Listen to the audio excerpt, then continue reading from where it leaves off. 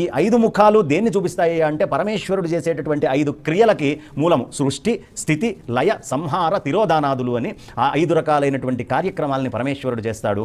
ఒక్కొక్క ముఖము ఒక్కొక్క పనికి గుర్తు అనమాట. సృష్టికి గుర్తు ఒకటి, స్థితికి గుర్తు ఒకటి, లయానికి గుర్తు ఒకటి, అలాగే సంహారానికి గుర్తు ఒకటి, తిరోధానం ధాత యథాపూర్వమకల్పయన్ అయిపోయినటువంటి దాన్ని మళ్ళీ తిరిగి ఎలా అయితే సృష్టి చేయడానికి మనం ఉంచుకుంటున్నామో ఇవన్నీ కూడా పరమేశ్వరుడి యొక్క ఆ పంచముఖాలలోనే మనకి స్పష్టంగా కనిపిస్తుంది. ఇంకా కొన్ని వ్యాఖ్యానాల్లో దగ్గరికి వెళ్తే మనకి పంచభూత లింగాలు అని కనిపిస్తాయి. ఇందులో కూడా ఒక్కొక్క ముఖము ఒక్కొక్క భూతానికి గుర్తుగా చెప్పబడతారు. ఈశానము అనేటటువంటిది ఆకాశానికి గుర్తని, దానికి సంబంధించినటువంటి అవయవాలన్నీ కూడా ఆ ఈశాన ప్రార్థన వల్ల శరీరం లోపల చాలా బలంగా తయారవుతాయని, తర్వాత తత్పురుషము అనేటటువంటిది వాయువుకి గుర్తని, వాయువు యొక్క సమస్తమైనటువంటి శక్తులు మన లోపల పరిపూర్ణంగా బలంగా ఉండాలంటే తత్పురుషాన్ని మనం ఆరాధన చేయాలని, అఘోరము అగ్నికి గుర్తు, ఆ అఘోర స్వరూపము అగ్నుల్ని మనం ఆధీనం చేసుకోవడానికి, స్వాధీనం చేసుకోవడానికి, మన లోపల అగ్నుల్ని కాపాడుకోవడానికి అది గుర్తుగా ప్రత్యేకంగా దాన్ని చెప్పడం జరుగుతుంది. అగ్నికి సంబంధించినటువంటి అంగాలు, కళ్ళు కానీ మిగతావన్నీ కూడా ఈ అగ్ని ద్వారా కాపాడబడతాయి, అఘోరుడి ద్వారా. కాబట్టి అఘోరము అనేటటువంటిది చాలా ప్రధానము. ఆ తర్వాత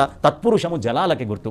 జలాలన్నిటికీ ఆయనే కదా అధిపతి. ఇవాళ మనం అక్కడ కుంభమేళాలు చేసుకుంటున్నామన్నా, పుష్కరాలు చేసుకుంటున్నాం అనుకుంటున్నా, ఎక్కడ నీళ్లు తాగుతున్నా వచ్చేటటువంటి నదులన్నీ ఈ భూమి మీద దాదాపు పరమేశ్వరుడి యొక్క అనుగ్రహం వల్ల మాత్రమే జలాలన్నీ సంచరిస్తూ ఉన్నాయి. ఈ జలాలన్నిటికీ అధిపతి ఆయన. మనం అందరం జీవించి ఉన్నాము అంటే కారణం ఆయనే. కాబట్టి ఆ జలాలన్నిటికీ మూలమైనటువంటి వామదేవ అవతారంగా ఆయన్ని ప్రత్యేకంగా చూపిస్తారు. సద్యోజాతము భూమికి గుర్తు. కాబట్టి ఈ పంచ భూతాలు ఏవైతే ఉన్నాయో అవి లేకుండా సృష్టి లేదు, మనిషి లేడు, ఎవడు లేడు.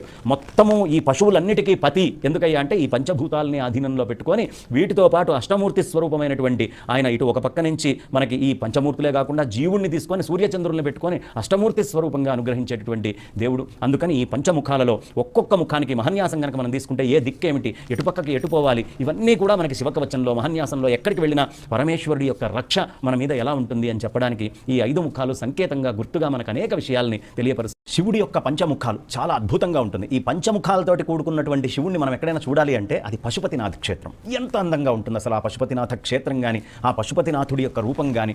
ఆయన ఈశాన, తత్పురుష, అఘోర, వామదేవ, సద్యోజాత అని 5 ముఖాలు కలిగి ఉంటాడు. తూర్పు, దక్షిణము, పశ్చిమము, ఉత్తరము, ఊర్ధ్వముఖము పైన వీటన్నిటినీ కూడా ఆ స్వామి మనకి దర్శనం ఇస్తూ ఉంటాడు.